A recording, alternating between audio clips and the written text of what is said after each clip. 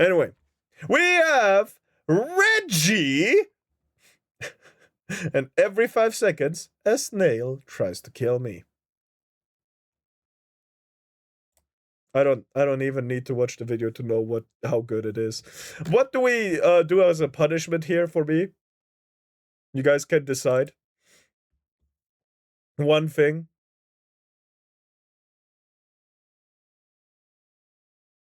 Please don't make it laugh, by the way.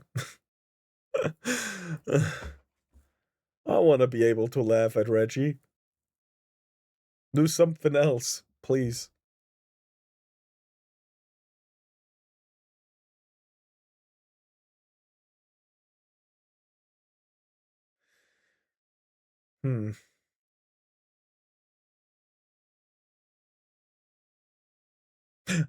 How about when I get, like, surprised? Like that, huh?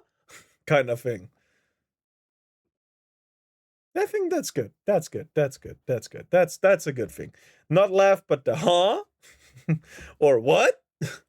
Stuff like that. Yeah, okay. It's decided. Fuck you guys. You don't get a say anymore.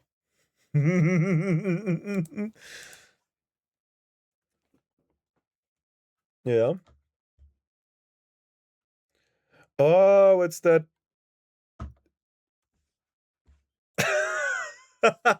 Oh, it's that detective game. Or some shit.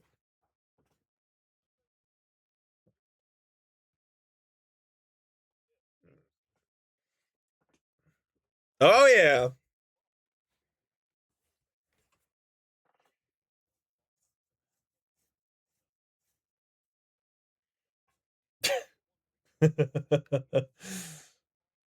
No audio? Oh, shit. Oh, shit. In this town, everyone's running from something. A dead-end job that crushes their soul 8 hours at a time. A broken relationship that screams louder than it listens. Or even an addiction to drinking perfume just to feel alive. But me, I'm trying to escape something much different. I'm trying to escape an army of killer snails, because today we're playing Shadows of Doubt, a procedurally generated detective game about solving crimes. But for each in-game minute that passes, an invincible snail will spawn onto the map and begin hunting us. If it touches us, we die. And in case you're wondering, a minute of in-game time is about 5 or 6. Oh, I just did the huh. Alright, I did say fuck. I even already watched that part. Goddamn.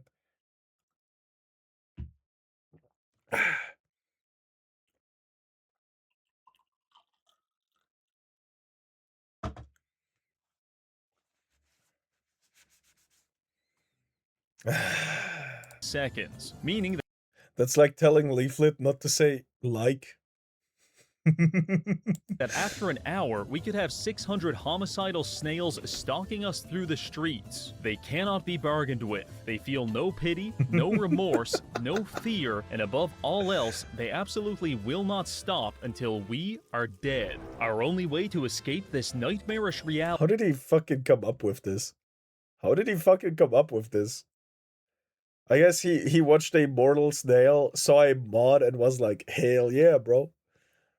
Is to become a productive member of the Chinese Communist Party, because by solving crimes we can increase our social credit to level 5, at which point we will have the option to retire and leave this cursed city once and for all. So, can we escape the snail apocalypse, or will we fall victim to ungodly horrors beyond our comprehension? There's only one way to know. But first, I have to tell you something. 5 years ago, I was in my basement apartment attempting to teach my wife how to get sturdy, when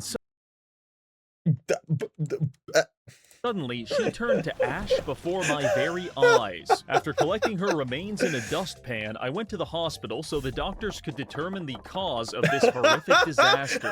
Following several hours of analysis, the physician looked me straight in the eyes and said, "This lady done got, turned to dust because she had a deficiency of 3D real-time strategy role-playing games with built-in factory automation systems." God damn it. If only she knew about the sponsor of today's video, Arc Knights Enfield. This is a brand new RPG featuring dynamic team-based combat, cinematic storytelling, and several breathtaking environments to explore, ranging from the futuristic Valley 4 to the oriental town of Wuling. But let's get straight to the good stuff. 3 words: automated industrial complex. In this game, you can establish a power grid, extract resources, manage your logistics, and develop complex production pipelines to manufacture helpful equipment and technology for your missions. I'm not going to lie, I love automation games. In fact, every time I hear the word efficiency, I slam my hands up and down on my desk over and over while making monkey noises. This is purely an involuntary reaction. Point is, Arknight's Enfield makes my brain go, and I like that very much. This game features a wide variety of characters, and personally, my favorite is Da Pan, because one of his main techniques is beating people into unconsciousness with a gigantic Chinese frying pan. Objectively, the best character. Now listen, Arknight's Enfield is free to play on PS5, PC, and mobile, and I implore you to use the link in the description to download the game today. Please, do it before it's too late. Thank you, Arknight's Enfield. Now, back to the video. Before we haters will avowed haters will say this is better. To begin, I'm going to explain the structure of this challenge. The snail apocalypse is divided into 3 distinct phases: the spawning phase, the empowering phase, and finally the kaiju phase. To move from one phase to another, we have to solve a murder, and specifically, we have to solve the murder as fast as possible because each of these phases are time sensitive. Given that, this won't be your typical slow-paced crime-solving video.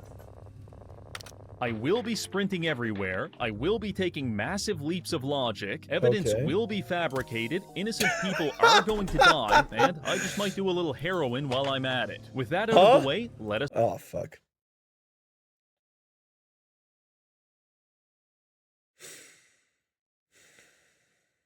Yeah, alright. I walked into that one. Let's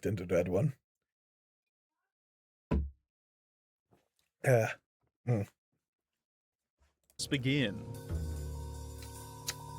We load into the city, midnight, January 3rd. Our first snail nemesis is already upon us. For the time being, we can easily ignore him. But that peace of mind won't last for long. In order to escape, we'll need to solve 3 he has like wall hacks to the snails. That's good. murders. But unfortunately, no one's dead yet. So I decide to spend some time preparing. Our first order of business is to acquire the essential items for performing home invasions. This alone should inform you about my philosophy on detective work. Regrettably, that used up all of our money, but as the saying goes, give a man a fish and you feed him for a day. Teach a man to perform brutal home invasions and you feed him for a lifetime. So I began searching the nearby apartment complex for easy targets to make some cash. After finding one, I break in, knock the first tenant out with a tea kettle, and shatter his wife's legs with a fire extinguisher. Consider this a valuable lesson on the dangers of leaving a spare key under your doormat. I spent about 20 minutes ransacking the apartment for a total of $200 before escaping out the bedroom window. By this point, there's around 25 snails sliming their way through the streets. Not a huge issue, but definitely noticeable. Fortunately, our spree of wanton violence appears to have manifested the death of an innocent man, because a murder case was just reported on the radio. The sooner we solve this, the sooner we can exit the spawning phase. So we head straight for the crime scene at Primal Pharmaceuticals. Arriving there, I can see the security shutters have been drawn. No access. So I slip into a ventilation shaft and begin worming my way toward the crime scene, eventually dropping down into some kind of storage closet where we hide until the police leave. Now, it's time to get to work. First priority, avoid being shot to death by ceiling-mounted machine guns. After disabling the security systems, we're free to explore.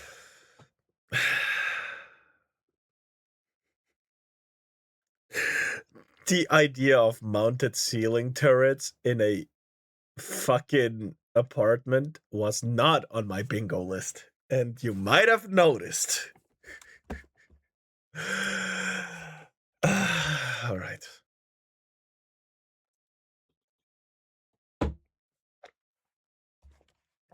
Or the area. It doesn't take long to find the victim. One Paulo Baltazar, an employee here, shot dead with a hunting rifle between 7:45. Why are you drinking again? Every time I'm surprised, this will not count. like ha or what or stuff like that. I gotta take a shot. I didn't want to do the laugh because I wanted to laugh for this video because it's funny. Right? And 9 p.m. last night. Upon closer inspection, we find a bullet impact point and also a hole in the nearby window. Based on this, we're likely dealing with a sniper. Good. These can be difficult because they leave very little... Is he by chance Australian? Is he from down under? evidence at the scene of the crime. However, by approximating the bullet trajectory, we can deduce that the shooter must have been firing from across the street in Hodge Projects on either the 6th or 7th. Professionals have standards. Be polite. Efficient. I don't remember what the rest was. Have always a plan to kill everybody you meet.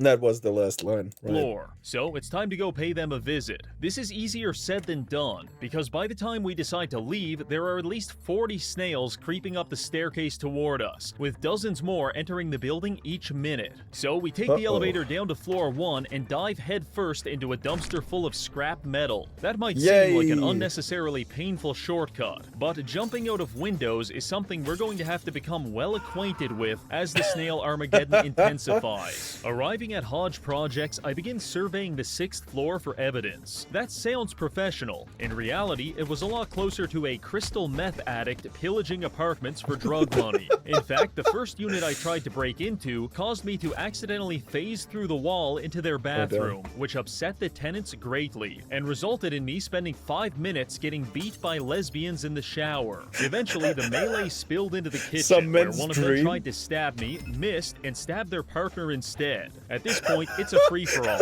until I smash a peanut jar over one of their heads to end the bloodshed once and for all. Unfortunately, after searching their apartment, the only crime I found evidence of was an abusive relationship. So I uncuffed them and moved on to the next unit. This is where things became very interesting. Arriving at apartment 601, I kicked the door in, knocking out the first tenant before running inside and using the kitchen door to knock out her husband. Truly, some of my finest detective work.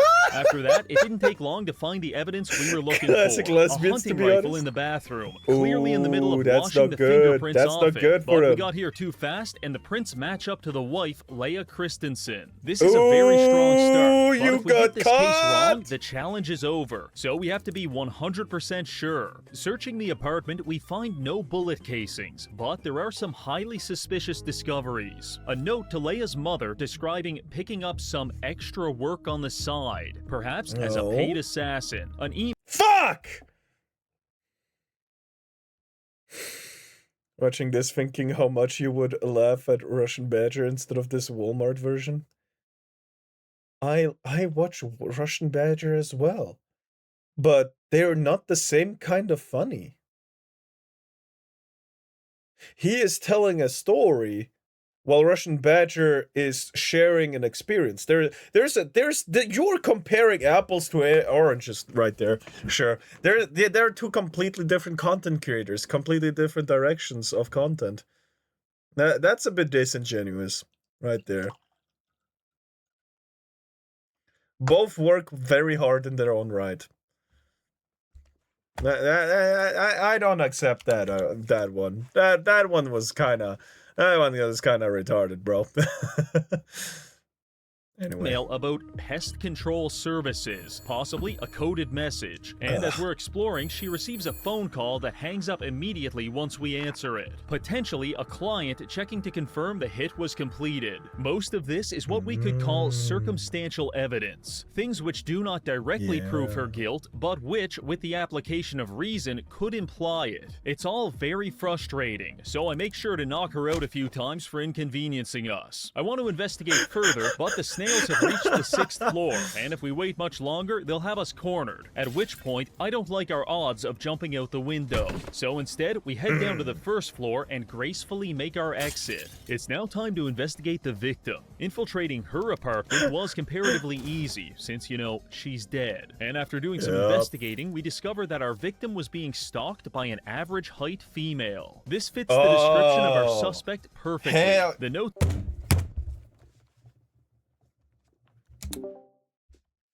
in this town came when we found a receipt for Glut and the run, but yesterday at no bullet casings, but it could imply it. At which point, I don't the 1st floor apartment stalked by an rage baited. I wasn't trying to bash him, if that makes any sense. Oh no, I understand that. But I disagree with the Walmart version, because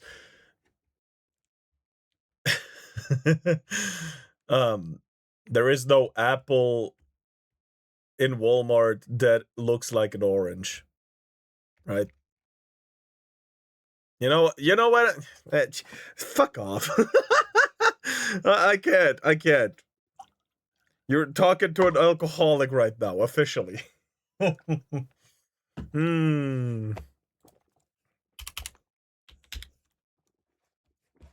Average height female. This fits the description of our suspect perfectly. The note says she was being followed yesterday at a fast food restaurant called Glutton Grub. So all we need to do now is go there, show a photo of our suspect to the staff, and if they can identify her, that will establish a solid link between our victim and the suspect, at which point we'll turn in the case. The only problem is the United Snail Army has assembled outside of Glutton Grub, and they formed a blockade to prevent our entry.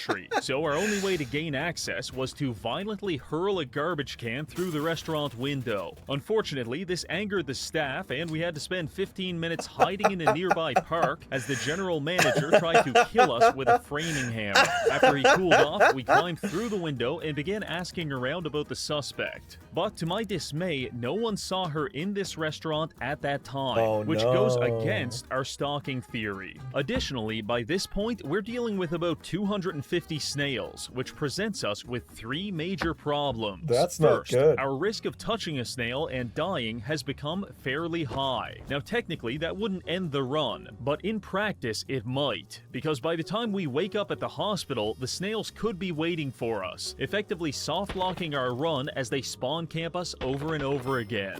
Second issue, our frame rate is being absolutely demolished by the sheer volume of calculations required to monitor this many snails. And the last issue is that over time, the snails are slowly coagulating into one giant death ball. Theoretically, this is good, because it's easier to deal with one big snail rather than 200 small ones. However, the death ball appears to be exerting some kind of domain expansion upon its surroundings, because if we get too close to it, our screen gets all pixelated, and sometimes it blinds us completely. Even light itself cannot escape the event horizon of the Gestalt snail, which is incredibly disorienting. Needless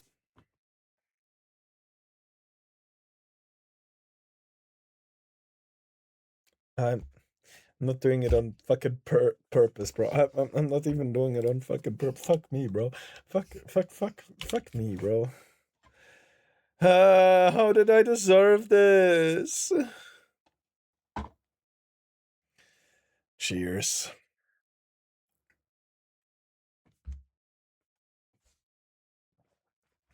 to say, we need to solve this case before these problems get any worse. Desperate times call for desperate measures, so I'm going to execute the quintessential detective maneuver when faced with limited evidence. I'm going to bluff my ass off.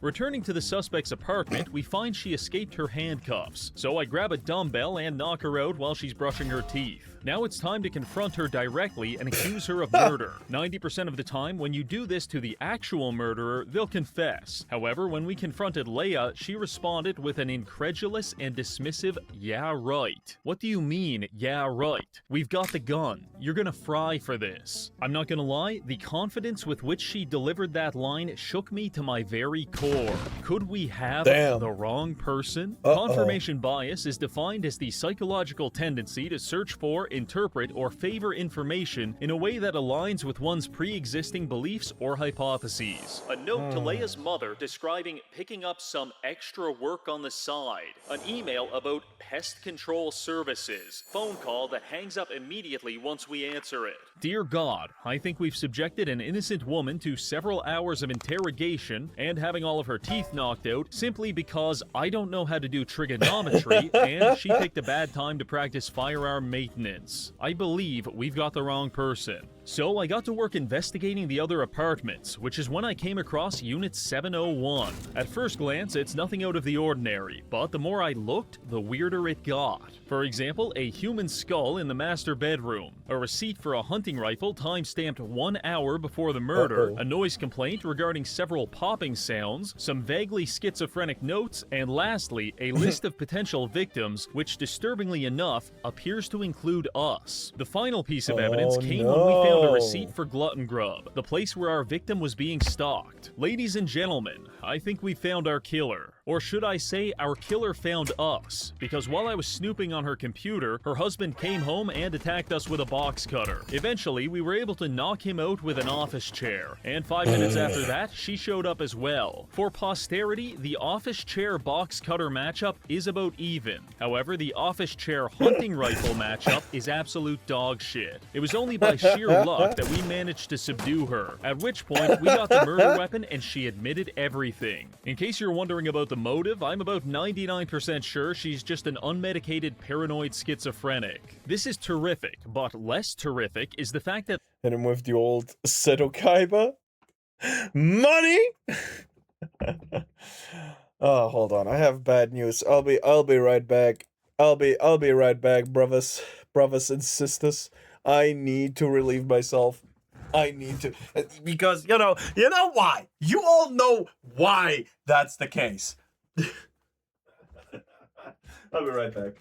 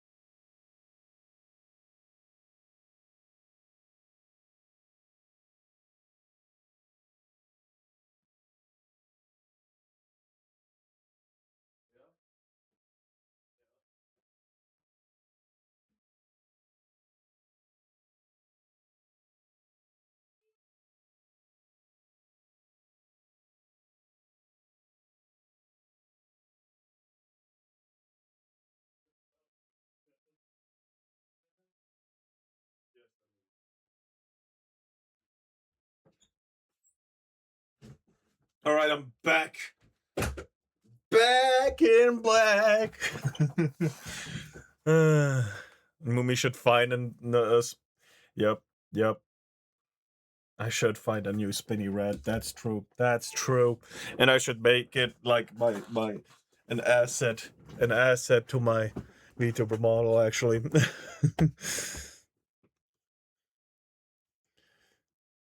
He hates us. He's back. I'm back. The snails have us completely trapped in the apartment. I try getting around them, but with each passing second, more are converging on our position, and it's starting to blind us. I frantically check the windows for potential escape routes, but on the 7th floor, it's not looking good. At this point, I believe all hope is lost until I spot it. A ventilation shaft in the kitchen closet. I climb in, and we begin making our escape. The time is 6:30, which implies about 400 snails are coming to kill us. Luckily for them, they won't have to try very hard, because we tanked about 4 hunting rifle shots to the chest, and we're quickly turning this ventilation shaft into a slip and slide. In desperation, we make our exit into the kitchen of a downstairs apartment. Imagine, if you will, it's 7 a.m., you're in your kitchen making a nice breakfast before heading to work, when suddenly a blood-soaked maniac falls through your ceiling and begins frantically darting around the room, screaming about killer snails. In that situation, if you're doing anything less than killing him with a frying pan, you have miscalculated your response. So I can hardly feel upset when that's exactly what this guy did to us. We're unconscious. This is very bad. This is really bad. On the other end of town. Therefore, by the time we wake up an hour later, the snails are infiltrating the building, but they haven't yet made it up to our room. So we jump out of bed, launch a fire extinguisher through the window, and finalize our escape. Doubling back to City Hall, we grab a murder resolution form and submit it as the snails close in from every angle. After a few minutes of processing, the results come back, and we've officially solved our first murder, thereby exiting the spawning phase of the challenge with a total of 500 snails on the map.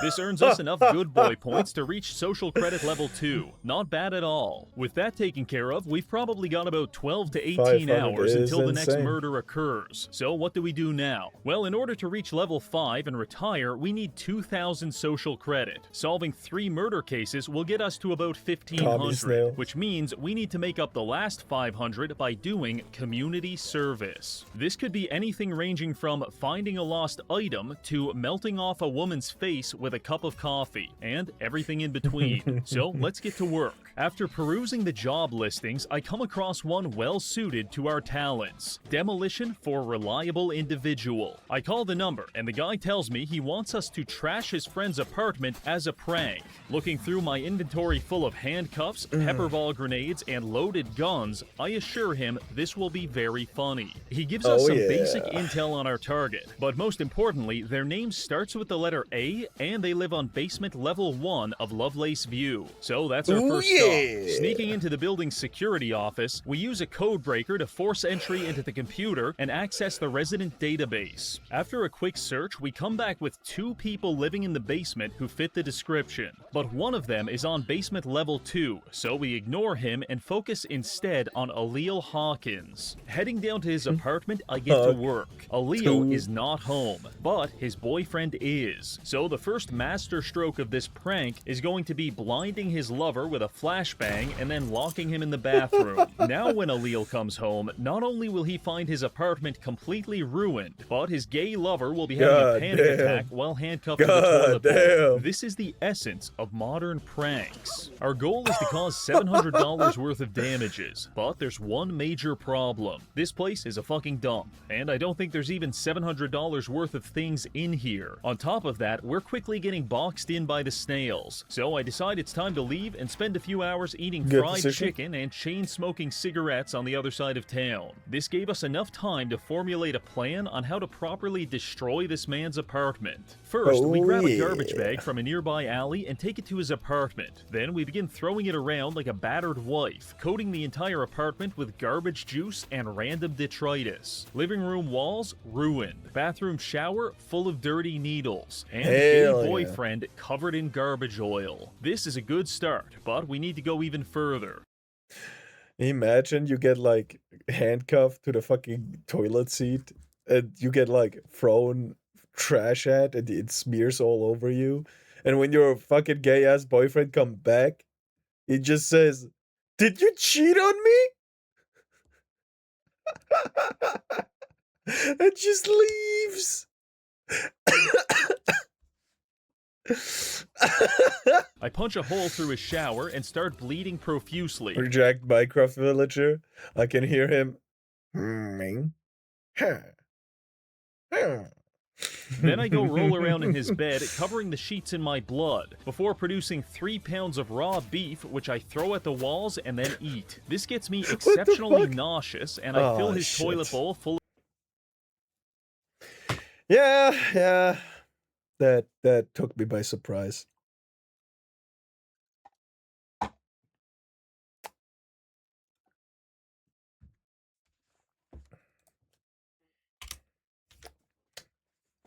of vomit. For my final move, I take his grandfather's urn full of ashes and smash it against the ceiling. Holy shit. I exercise the upper limits of rot maxing, but to my dismay, it says we still haven't...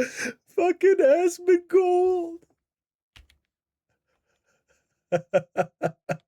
Exercise the upper limits of rot maxing, but to my dismay, it says we still haven't done enough damage, which is when I realized something truly embarrassing. When I was determining our target, I ruled this guy out because he lived on basement floor 2 instead of basement floor 1. But it turns out there is no basement floor 2. These are apartment numbers, and we've got the wrong guy. In a just world, I would be sent to a labor camp and my family would be shot for what I've just done. But in the dystopian world of Shadows of Doubt, no one really cares. In fact, our social credit hasn't even budged. So it's up to us to make this right and restore our karmic equilibrium. I decided the best way to achieve that was to entomb the gay guy in a pile of cardboard boxes, turn the lights off, and leave. That seemed about even Steven to me. Heading over to the correct apartment, we quickly make a $700 mess and then turn the case in for 250 social credit. Another job well done. This leaves us just enough time to get one more job done before the next murder happens. Based on our exemplary performance on the last mission, I decided to accept a contract for corporate espionage. Our target is the head of HR, and our client was caught jerking off in the photocopier at work. So he needs us to track down the target and make those HR reports disappear. At this point, all we know about our target is his phone number, but that's more than enough. First, we have to break into an apartment complex with absolutely dogshit security, and I know just the spot. Arriving at Lovelace View, we break into the first apartment we find and use their phone to call the target. No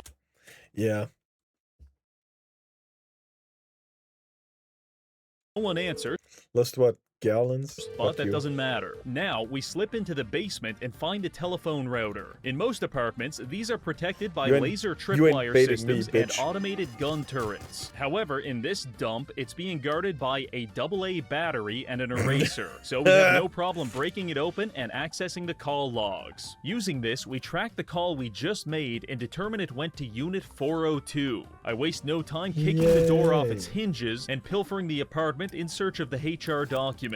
Unfortunately, they're not here, but we've got the next best thing, our target's name and his place of work. So it's time to go pay him a visit. Arriving at Zeng Terrace and Associates, I find a receptionist who, despite typing frantically, is clearly not doing anything. So I offer him $30 for a guest pass to the office. Following that, we wait until everyone goes on lunch break and start searching for the documents. After 5 minutes of looking, we find the files, stuff them down our underwear, and make our escape. Then, per instruction, we leave them in a dead drop for our client and let him know the job is done. This puts us very close to social credit level 4. 2 more murder cases and we're out of here. We've still got 10 hours to kill until the next case. If we were a normal person, we could just fall asleep in a dumpster to pass the time. But if we stand still for even 5 minutes, we're going to find ourselves at the epicenter of the world's largest snail orgy. And maybe that appeals to you, you poor, sick man. But that is not my idea of a fun time. Oh God, what the fuck? On the run. And since we can't stay still, this bastard. This fucking I hate him. I hate him so much right now. Oh God, what the fuck? I get double punishment. I got double punishment. Check this man's browser history. I'd rather not.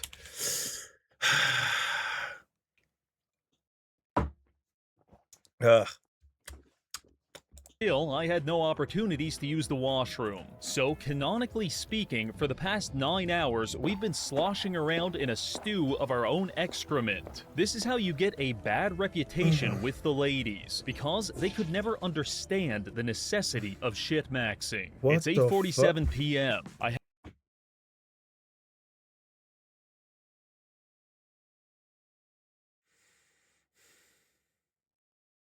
I'm regretting my life choices right now.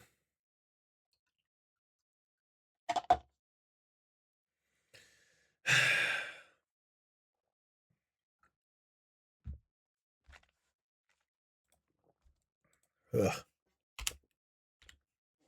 I hate the taste of alcohol. Haven't slept in days, and I'm subsisting on a diet of street food and caffeine suppositories. Heading down Arquette Street, I see a commotion outside, which upon further inspection is the scene of a murder. Phase 2 has begun. For this phase, we will be cutting the number of snails in half, but for each hour that passes, we will double their size and speed, which means that within 4 hours, we could be getting chased through the streets by minivan-sized mollusks. The first doubling event happens... But make sure to eat something if you need it. I have corn. I have cereal right next to me right now, and I have still the dinner from yesterday. It's fine. 1 hour at 9:55, so we've got to solve this fast. In between dodging snails, I'm able to use my powers of deduction to logically infer that our victim is dead. Specifically, her brain is in like 55 pieces on the side of the road. Now, I've attacked people with a vast and exciting array of objects before, but you don't get this kind of carnage unless you're using a high-powered rifle. However, I can't find any shell casings, and no one in the area saw anything suspicious. I was ready to leave the crime scene until, partially obscured by the victim's exploded brain, I found a bullet impact point on the ground. The only way the bullet could land here is if the killer fired from an elevated position, and based on the direction of the blood spatter, that shot either came from this rooftop or possibly the apartment complex behind it. Heading to the roof, I find the door was left open. This is unusual. Proceeding through, we just follow making sure, don't want anything to happen to you. We don't know your limits like you do. That's fair. That's fair. That's a fair critique. Thank you for worrying about me, even though I don't want to worry people. And yeah, it is what it is. But thank you. I do appreciate it. Trail of size 5 women's footprints all the way to this ledge where we find a single shell casing. And that's not even the best part. It's got a fingerprint. You fucking amateur. We've got all this information by 9:30, a very strong start. From here, we undertake the arduous task of breaking into random people's homes until we find a black market weapons dealer, because chances are that's how our killer got their gun. By 9:50, we found one. I lost again, and again, and again, and again.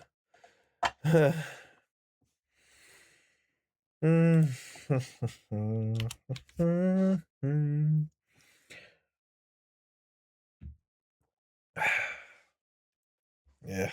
Scarlet Crafts and Hardware. Usually, they won't let you in unless you know the password. But my password is disabling your security systems while you're taking a shit, and then knocking you out with a beer bottle when you're done. With that one simple trick, we were able to gain access to their sales ledger, at which point we found someone with the initials AB purchased a rifle 1 hour before the murder. Much like a porn-sick gooner reading a Zootopia fanfic, I'm getting so close. Unfortunately, it's now 9:55, which means the snails get their stats doubled. They're still fairly slow, but they're now the size of dogs, which makes them a lot more obstructive in close quarters. Sprinting through the streets, we head straight for City Hall, and after scrubbing through the entire phone book, I come back with only 2 people that have the initials AB, Aretha Banks and Amrit Biro, at which point we slip into an empty office and use a code breaker to gain access to the government database. The snails are closing in on our position, so we work fast. By searching each person in the database, we can print off their ID. Then, using my Kaizen V Plus cybernetic upgrade, I'm able to determine the exact size and flavor of each woman's feet just by looking at a photo of them. This is not a fetish. It's purely professional. No, it Point wouldn't is, be. only Amrit Biro has a shoe size that's why you fucking have that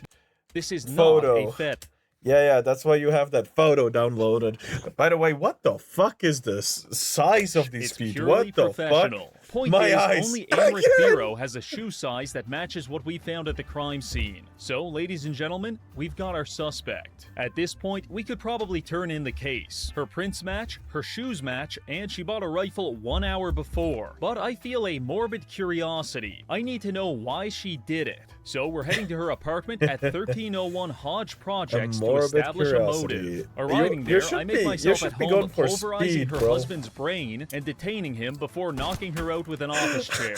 As I'm searching the apartment, we hit 10:55 p.m. and again, the snails double in size. They're currently climbing up the stairwell like a rising tide of violence. But we're on the 13th floor, so they can go fuck themselves. While investigating, we find out our perp is a member of the police force. We've got ourselves a killer cop. Further evidence indicates she's been stalking our victim, so I just come out and confront her. When asked why she murdered that woman, she explains quite calmly, because I could. At this point, I'm sweating bullets. I stutter, I stammer, "What do you mean?" To which she clarifies, someone had to deal with all the lowlifes in this city. Holy shit, our suspect is cool as hell. I'm in shambles. The virgin detective stands no chance against the Machiavellian vigilante. But enough of that. It's time to finish this case. By 11:50, we hop on the elevator and sail it right through the eye of the snail tornado. By the time we hit the streets, the snails have doubled yet again. Each one of them is now the size and speed of a small elephant on a tricycle. Several of them are also scaling the sides of buildings. This city is overrun. We're forced to take a series of shortcuts and elaborate maneuvers to work our way through the bulk of the swarm.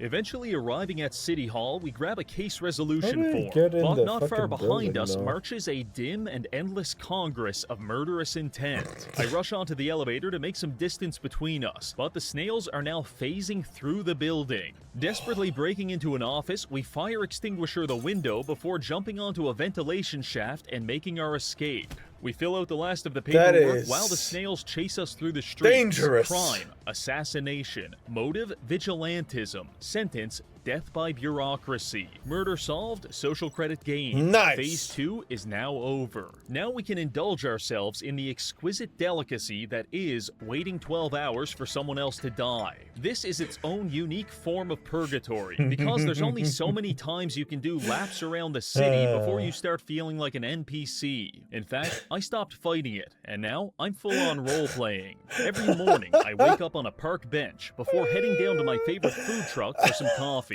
I do not know why, but whenever I order coffee, the guy closes the shutters for 20 seconds, does something to my cup, and then opens them back up. I'm going to be candid. I like my coffee how I like my women, without another man's dick in it. And while I can't prove that Joey the food truck man is burning his cock off every morning just to prank me, I do have my suspicions.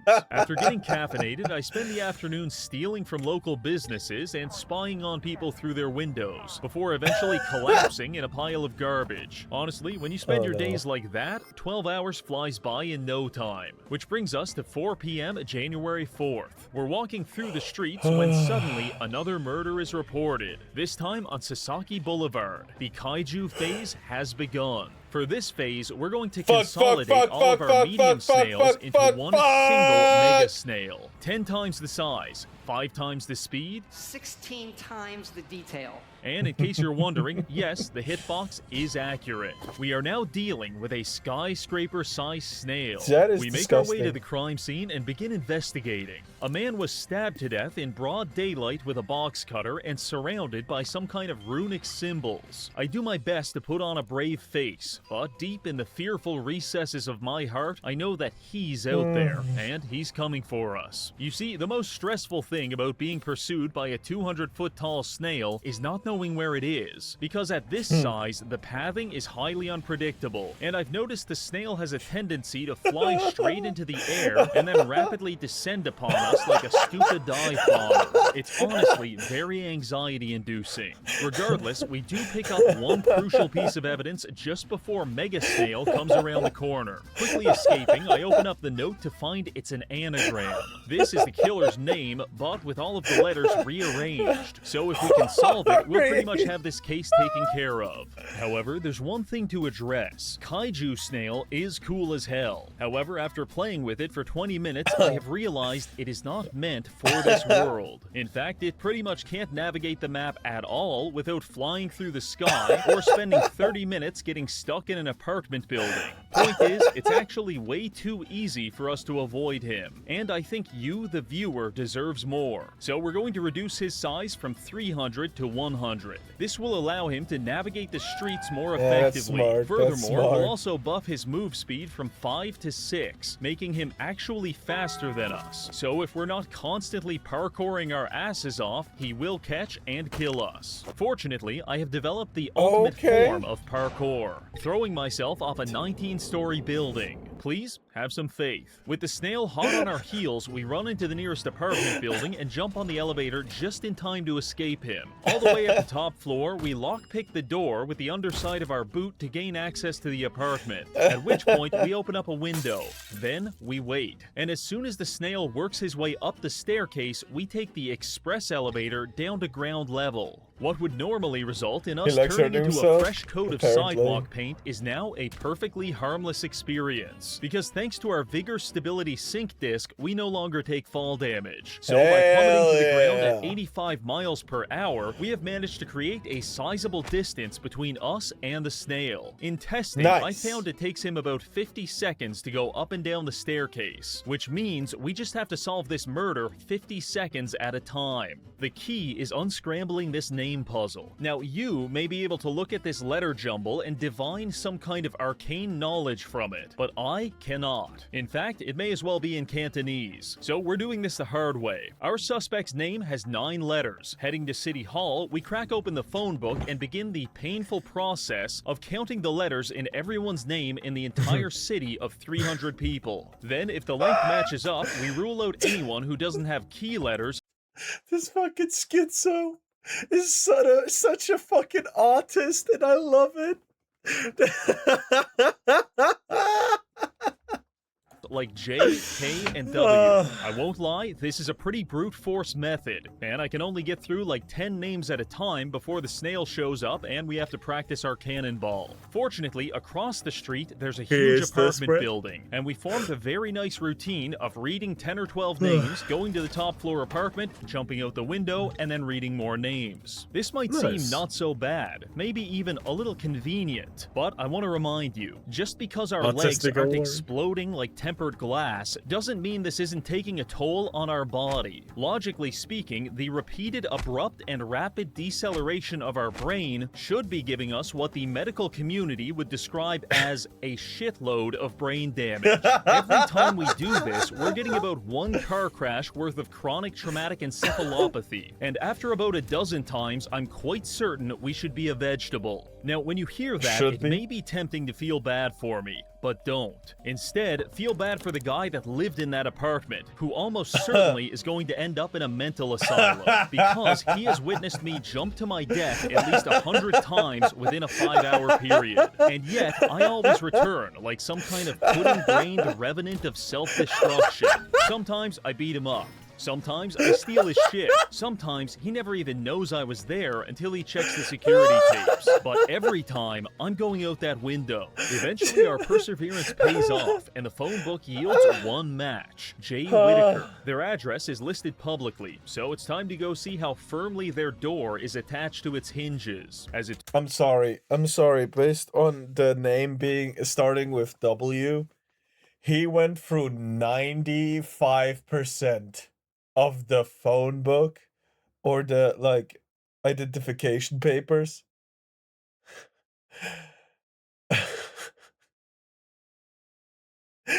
So he could have just started from the back and only found 5% of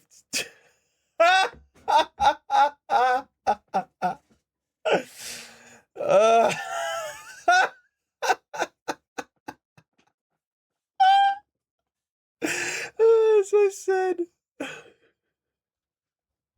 Turns out, not very. We begin examining the apartment, and I'm going to He save likes you to the hurt trouble, himself. but just know that I had to jump out the window like 20 times in the process. This yielded a few interesting things. Our suspect is Jaslyn Whitaker, and after reading her emails, I can see that she is horribly addicted to starch cola. In fact, she's consuming 32 cans a day. In case you're unfamiliar, starch cola is basically Coca-Cola before they took away the cocaine. Based on several notes we find, this binge drinking seems to have induced some kind of psychosis, whereby our suspect believes that if they kill enough people, they can resurrect the long-dead CEO of a carbonated drink company. Lastly, comparing the handwriting to the note left at the crime scene, we can see it's a perfect match. Now it's time to arrest this sicko and retire from this nightmare city. According to her work contract, she's a pharmacist. So let's head down to the drugstore and fill a prescription for violent street justice. There she is, planning her next murder. I saw no reason to complicate this, so I just went behind the counter and cuffed her. Fair warning, people do not like when you arrest their pharmacist. So we had to spend a few minutes avoiding an angry mob, but... Well, I gotta mix a new drink.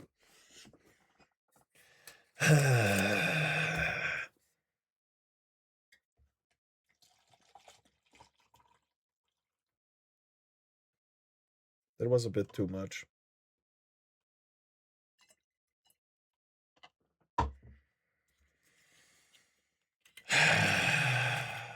Apparently, I like to hurt myself too. It's just a psychotic hurting instead of a physical hurting, you know?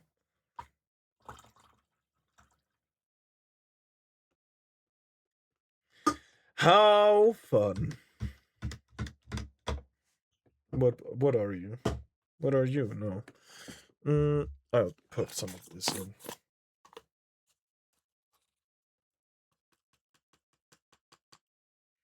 Become even redder.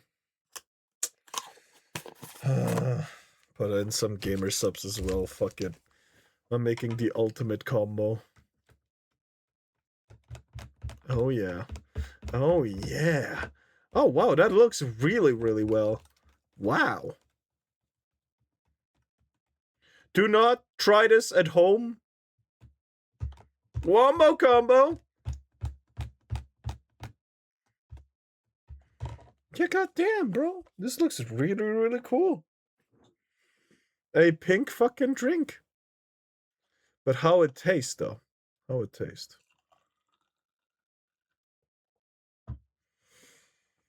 Also, we're at 66. I vaguely remember Kirsha talking about mixing alcohol and gamer subs.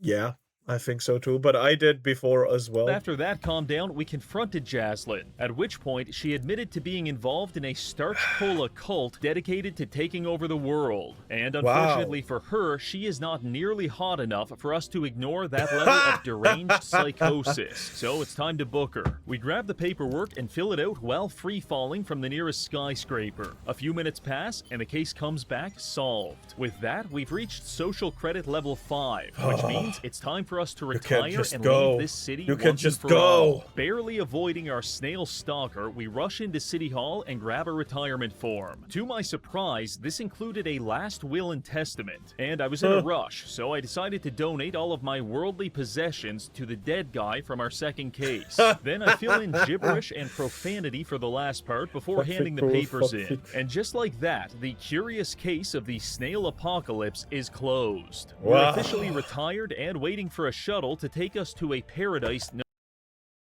This fucker's using fucking atomic heart music when you're in the upgrade cooler freezer. You know?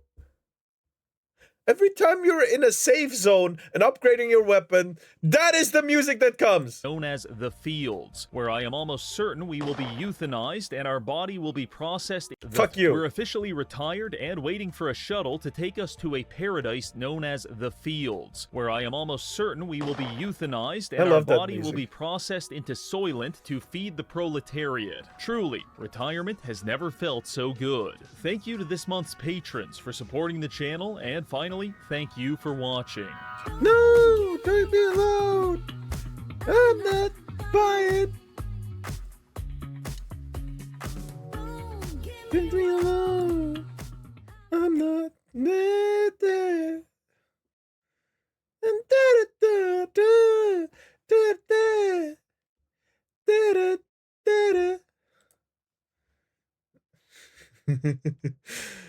oh my god, that was amazing. I can finally say, huh? Again. Ah! 66 shots. We're nearing at my high score, by the way, in terms of shots. We're nearing my high score. We're soon at my high score, bros. This is not good. This is not a good sign. Anyway, this was Reggie. Every 5 seconds, a snail tries to kill me. Yeah, leave him a like, comment, and subscribe. I was correct in liking this before even watching. What's your high score? 87. Yep. Let's up those numbers! I don't have a inhaler thing, but as long as I can walk straight, I think I'm fine. Right? As long as I can get to and from the kitchen, I think I'm fine. No?